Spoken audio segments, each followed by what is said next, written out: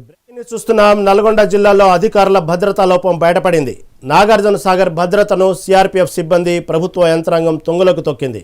విచ్చలవిడిగా ప్రైవేటు వాహనాలు ప్రధాన డ్యాం పైకి అనుమతినిస్తుంది. సామాన్యులు వెళ్తే డ్యాం భద్రత సాగుగా చూపిస్తూ భద్రతా సిబ్బంది వెనక్కి పంపిస్తున్న వైనం.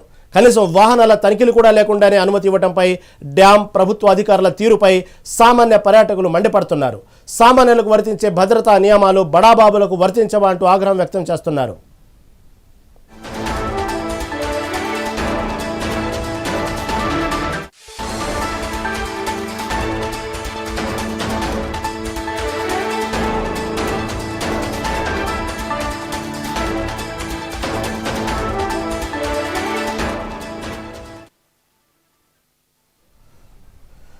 నల్గొండ జిల్లాలో అధికారుల భద్రతా లోపం బయటపడింది. నాగార్జున సాగర్ భద్రతను సిఆర్ఎఫ్ సిబ్బంది ప్రభుత్వ యంత్రాంగం తొంగలోకి తొక్కింది. విచ్చలవిడిగా ప్రైవేట్ వాహనాలు ప్రధాన డ్యాం పైకి అనుమతినిస్తుంది. దీని గురించి మరింత సమాచారం మా ప్రతినిధి నల్గొండ నుంచి వెంకటరెడ్డి అందిస్తారు. వెంకటరెడ్డి, చెప్పండి, ఈ సందర్శకులకు కాదంటూ వీఐపీలని నాగార్జున సాగర్ పై అనుమతించడంపై ఇటు సందర్శకులు మండిపడుతున్నారు, సామాన్యులు మండిపడుతున్నారు. దీనికి తాజా అప్డేట్ ఏంటి? Good morning Rahim. ఇక తెలంగాణలో కీలకమైన ప్రాజెక్టులు ఒకటైనటువంటి నాగార్జున సాగర్ డ్యాం భద్రతపై ప్రస్తుతం తీవ్రంగా చర్చ అయితే జరుగుతోంది. ఈ ప్రాజెక్టుకు ఉగ్రవాదం ముప్పు ఉందని చెప్పి ఇప్పటికే ఇంటెలిజెన్స్ నిఘా వర్గాలు హెచ్చరించినప్పటికీ కూడా డ్యాం భద్రత విషయంలో ఇక అక్కడ ఉన్నటువంటి సిబ్బంది సరైన పద్ధతులు పాటించకుండానే అనుమతులు లేకుండా కూడా అనుమతులు చెకింగ్ చేసిన వాహనాలన్నిటికీ కూడా డ్యాం పైకి పంపిస్తున్నారంటూ కూడా ఇక పర్యాటకులు అయితే మండిపడుతున్నారు. ప్రస్తుతం ఇక నాగార్జున సాగర్ లో మొత్తం 26 గేట్లు తెరిచి పర్యాటకులు ఎక్కువగా వస్తుండడంతో ప్రైవేట్ వ్యక్తులు, పలుకుబడి కలిగినటువంటి వ్యక్తులంతా కూడా పోలీస్ శాఖకు సంబంధించిన తమ అనుచరులు, అదేవిధంగా బంధువులందరి వాహనాలన్నింటినీ డ్యాం పైకి అనుమతిస్తుండడంతో కూడా ఈ చర్చ అయితే జరుగుతుంది.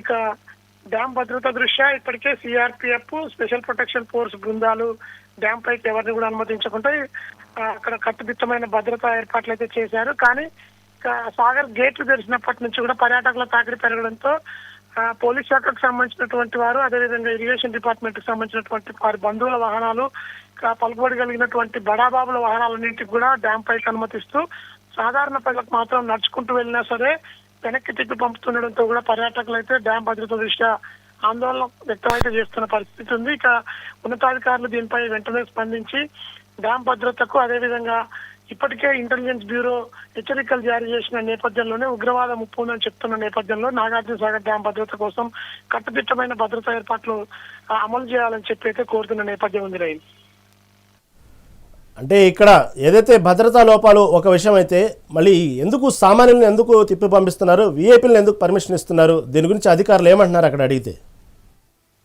ఇప్పటి వరకు అక్కడ కేఆర్ఎంబి పరిధిలోకి నాగార్జున సాగర్ డ్యాం వెళ్ళిన తర్వాత స్థానిక పోలీసులు, ఏపీ తెలంగాణకు సంబంధించిన వారు ఎవరు లేకుండా కూడా ఇటు సెంట్రల్ ఫోర్సెస్ మాత్రమే నాగార్జున సాగర్ డ్యాం భద్రతను పర్యవేక్షిస్తున్నాయి. గతంలోనే ఇక డ్యామ్ కు ముప్పు పొంచి ఉంది ఉగ్రవాదుల నుంచి అని చెప్పి కూడా ఇప్పటికే సెంట్రల్ ఇంటెలిజెన్స్ హెచ్చరికల నేపథ్యంలోనే ఒక్క మనిషిని కూడా డ్యాం పైకి వెళ్లకుండా కూడా కట్టుదిట్టమైన భద్రత ఏర్పాట్లు గత 10 రోజుల వరకు కూడా కొనసాగుతూ వచ్చాయి. మీడియాకు కూడా ఎలో ఇవ్వని పరిస్థితి ఉంది. అంత కఠినంగా ఉన్నటువంటి నిబంధనలన్నీ కూడా పర్యాటకుల తాకిడి పెరగడంతో ఇక తమ సమీప బంధువులు, బడాబాబులు, పొలిటికల్ లీడర్స్ ఎవరైతే ఇన్ఫ్లుయెన్స్ ఉన్నారో వారంతా నాగార్జున సాగర్ డ్యాం పరిధిలో ఉన్నటువంటి ఆర్ఐకి ఫోన్ చేసి అక్కడి నుంచి డ్యాం పైకి నేరుగా వాహనాలు తీసుకెళ్తున్నారు. అయితే డ్యాం పైకి వెళ్లే వాహనాలలో ఎక్కడ కూడా తనిఖీలు నిర్వహించకుండా సాధారణ పౌరులకు బ్యాగులు తనిఖీలు చేసి పంపించే సిబ్బంది వాహనాలను మాత్రం తనిఖీ చేయకుండానే డ్యాం పైకి అనుమతించడంతో కూడా కొంత ఆందోళనకరంగా పరిస్థితి అయితే మారిందని చెప్పొచ్చు. డ్యాం భద్రతకు ఇక చేపడుతున్నటువంటి చర్యలు అయితే డొల్లతనం క్లియర్ గా కనపడుతుందని చెప్పొచ్చు. ఇక దీనిపై ఉన్నతాధికారులు దృష్టి సారించడమే కాకుండా డ్యాం భద్రతకు పటిష్ట భద్రతా ఏర్పాట్లు, నియమాలు ఖచ్చితంగా అనుసరించాలని చెప్పి అయితే స్థానికులు కోరుతున్న పరిస్థితి అయితే ఉంది. Okay, right. Thank you for update Venkatareddy.